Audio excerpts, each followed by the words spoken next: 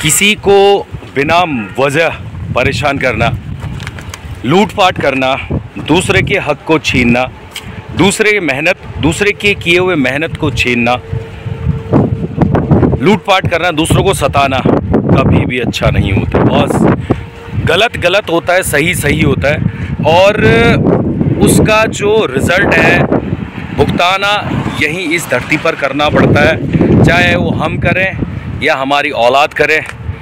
Right, वो भुगतना पड़ता है, सभी को भुगतना पड़ता है, क्योंकि तुरंत जो रिज़ल्ट मिलता है, फल मिलता है, वो तो बढ़िया होता है, लेकिन कुछ समय बाद जब उसका कर्म किया हुआ उसका रिज़ल्ट मिलता है तो हर किसी को भुगतना पड़ता है। तो वही चीज़ मैं आप लोगों को एक दृश्य दिखा रहा हूँ, एक नज़ारा दिखा रहा हूँ जो घटना घटा हुआ है, कई सालों पहले की बात है। ये एक उत्तराखंड का गांव है जो पहाड़ी क्षेत्र में बसा हुआ है। लोग इस गांव को भूतिया गांव कहते हैं। आखिर क्यों कहते हैं ऐसा? किसी ज़माने में लोग इस गांव में रहा करते थे। हरा भरा खेत खलियान, फल फ्रूट चहकता हुआ गांव था। अब लोग रहना तो दूर की बात है, लोग दिन में भटकना भी नहीं चाहते हैं। ऐसी क्या घटना घटी थी इस गांव में जो लोगों को छोड़ना पड़ा ये गांव? Hi, I'm David Singh Raut and you are watching DW World Bharat vlog YouTube channel. भाई आज मैं आप लोगों को एक ऐसा गांव के बारे में बताऊंगा जो चंपावत डिस्ट्रिक्ट में आता है और उस जगह का नाम है स्वाला।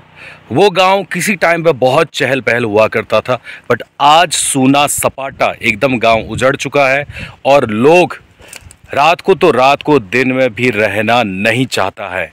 बट क्यों, ऐसा क्यों, क्या कारण था? तो कुछ मैं एग्जैक्टली डेट टाइमिंग तो नहीं बता सकता, बट हाँ कुछ डिटेल मैं आप लोगों को दूंगा, तो वीडियो पर बने रहिए। और उस गांव, आसपास के पहाड़ मैं आप लोग को शेयर करता हूँ। 30 से 35 साल पहले की बात है।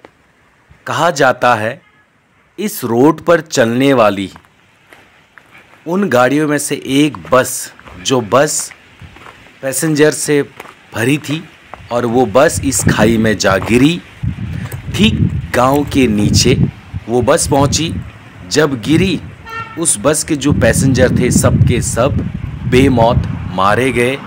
उसी दिन से, उसी समय से बेमौत जो भी मारा गया यहाँ पर उस बस के गिरने के बाद इस गांव को भूतिया गांव कहा गया, क्योंकि रात को तो रात, दिन में तक आत्माएं भटकनी शुरू हो गई थी। यानी कि तरह तरह की आवाज़ें, खटर पटर, घर के सामान हिलना, घर में कुछ आवाज़ें आना, कुछ दिखना इधर उधर।